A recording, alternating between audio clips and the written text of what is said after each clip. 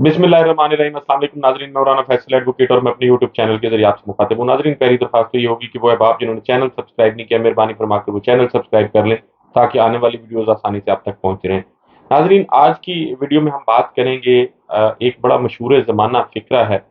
शेर अफजल बरवत साहब जो वकील है, उन्होंने कहा था कि वो प्रोग्राम तो बढ़ गया और मकबूलियत जो है वो बढ़ गई है। अब सिर्फ कबूलियत जो है वो उससे काम चलता नजर नहीं आ रहा और इलेक्शन से फरार जो है उसके मंसूबे बनने शुरू हो गए हैं। कौन बना रहा है उस पर भी बात करेंगे। उसके साथ साथ नाजरीन, सुप्रीम कोर्ट ने भी अपने तेवर दिखा दिए हैं और क्या तेवर दिखाए हैं इस पर भी आपसे बात करेंगे।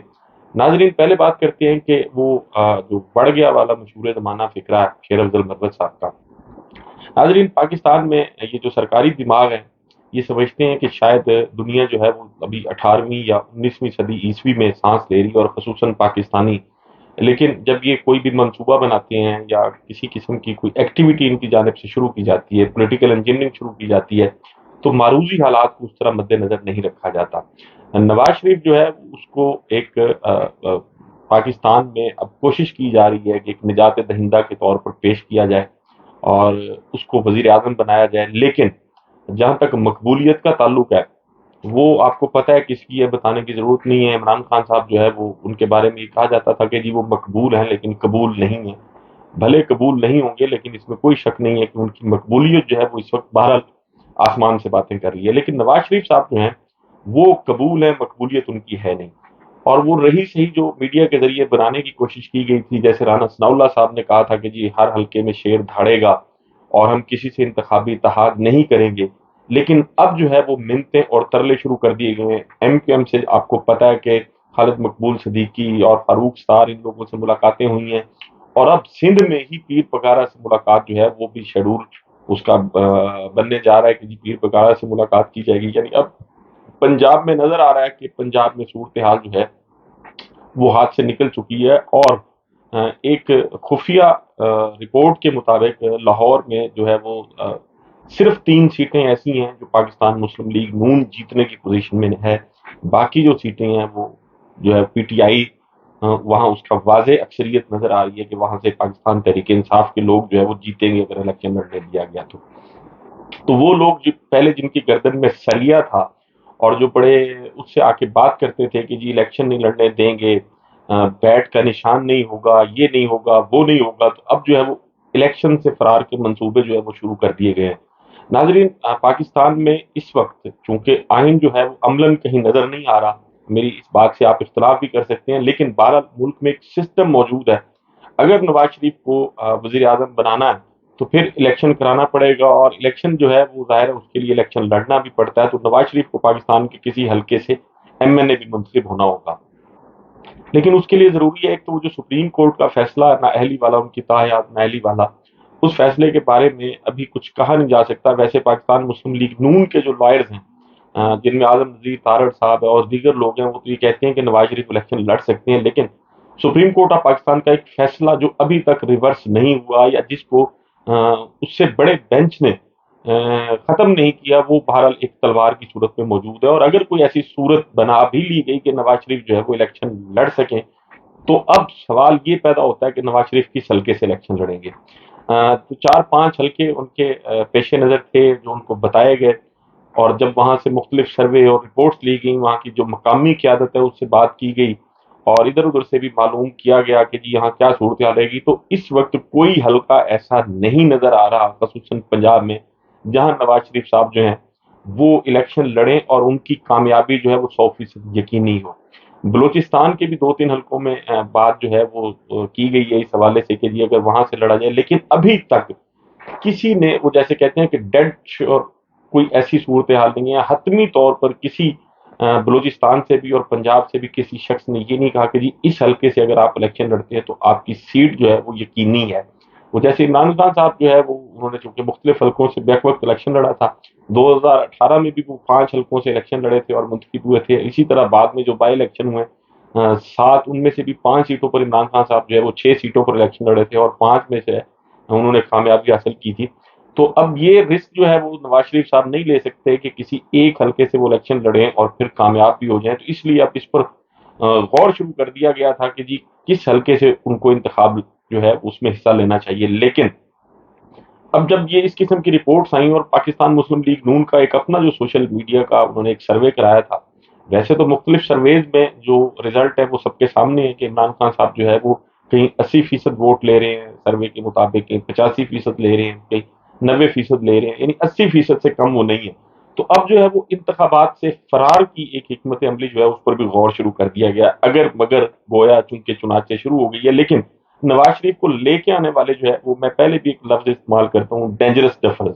یہ ڈینجرس ڈفرز ایسی ہیں ناظرین کہ یہ جو اس وقت دور ہے، آپ کو پتہ ہے کہ ٹیکنالوجی کا دور ہے، دنیا چاند پر پہنچ گئی ہے، مریخ پر پہنچ گئی ہے، اور ہمارا ہمسایہ ملک جو ہے اس کا بھی خلائی مشن جو تھا وہ مریخ پر آپ کو پتہ ہی ہے کامیابی سے وہ پہنچ گئے تھے.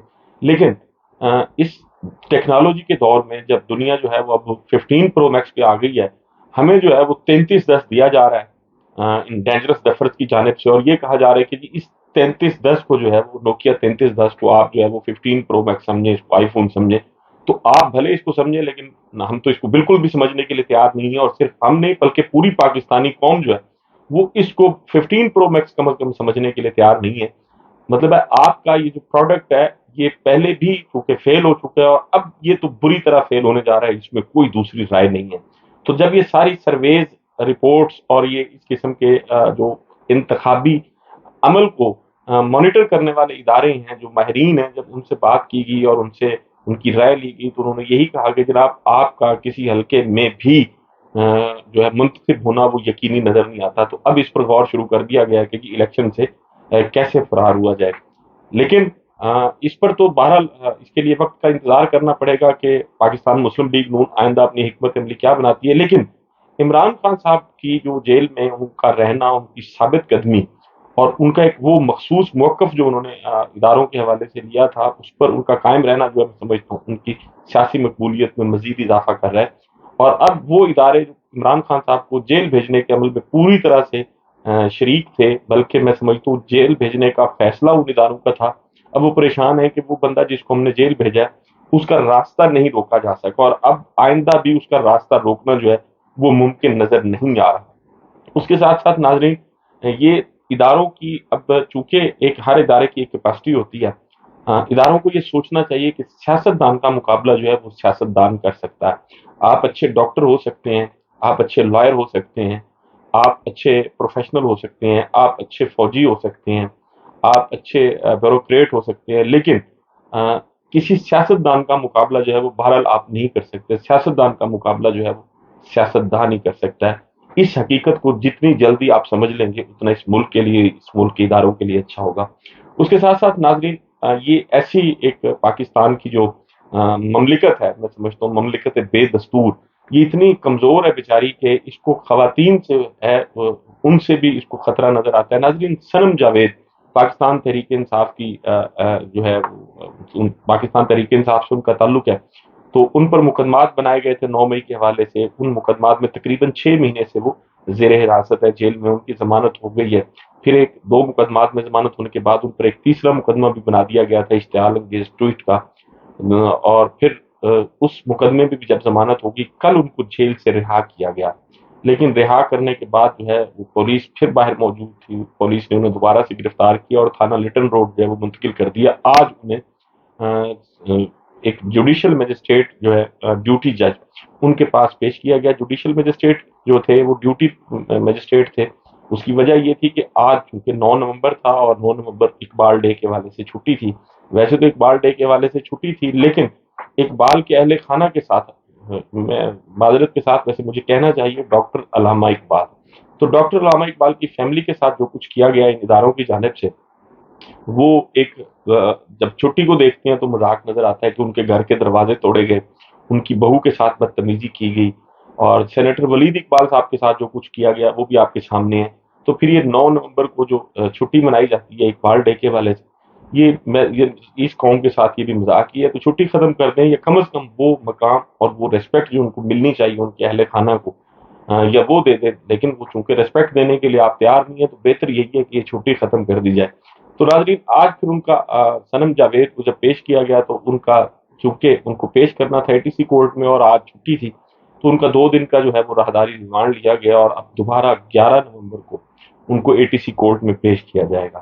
ناظرین، اس کے ساتھ ساتھ سپریم کورٹ آف پاکستان نے بھی اپنے تیور دکھا دیے۔ آپ کو پتہ ہے کہ supreme court practice and procedure bill کے حوالے سے جو فیصلہ آیا تھا اور نیب ترامیم کے حوالے سے بھی جو کچھ ہوا وہ سب آپ کے سامنے ہے۔ تو اب جو ہے وہ نئے بینچز بلکہ بنا دیے گئے ہیں 13 سے 17 نومبر تک 5 بینچز بنے ہیں۔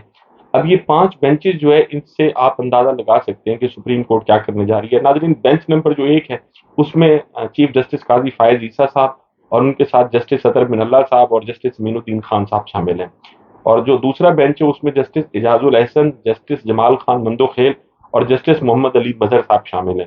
جو تیسرا بینچ ہے اس میں جسٹس سید منصور علی شاہ، جسٹس سید مظاہر علی اکبر نقوی اور جسٹس عرفان سعادت شامل ہیں، اور پھر جو چوتھا بینچ ہے اس میں جسٹس منیب اختر، جسٹس شاہد وحید اور جسٹس مسرت ہلالی یہ شامل ہیں، اور پانچواں جو بینچ ہے اس میں جسٹس یحییٰ آفریدی، جسٹس عائشہ ملک اور جسٹس سید حسن اظہر رضوی صاحب وہ شامل ہیں۔ اب ان بینچز کی تشکیل اگر دیکھی جائے تو ان بینچز میں جو ججز صاحبان ہیں ماضی میں کچھ بہت اہم کیسز جو ہیں وہ سپریم کورٹ آف پاکستان میں زیر سماعت رہے ہیں، اور ان بہت سارے کیسز میں جو مختلف ججز صاحبان کا پوائنٹ آف ویو تھا وہ بھی قوم کے سامنے پڑا ہے۔ ناظرین، میرے سامنے اس وقت یہ ایک ڈسینڈنگ نوٹس پڑا ہے۔ ڈسینڈنگ نوٹ جو ہے ایک اختلافی فیصلہ تھا جسٹس صدر بن اللہ صاحب کا جو 25 صفحات پر مشتمل پاکستان میں انتہائی اہم نوعیت کے کیسز میں کچھ ججز صاحبان کا جو ان کی آبزرویشن تھی، جو جس قسم کے ان کی جانب سے سوالات کیے گئے اور پھر جو اختلافی نوٹ ان کی جانب سے آئے، تو اس سے محسوس ہوتا ہے کہ سپریم کورٹ آف پاکستان جو ہے وہ بھی شاید وہی کرتی ہے اور یا وہی کرنے جا رہی ہے جو پاکستان میں طاقتور لوگوں اور طاقتور اداروں کی خواہش ہے۔ ناظرین، آپ سے ملاقات ہوگی اگلی ویڈیو میں۔ اپنا اور اپنے ارد گرد کے لوگوں کو بہت خیال رکھیے گا۔ اللہ حافظ۔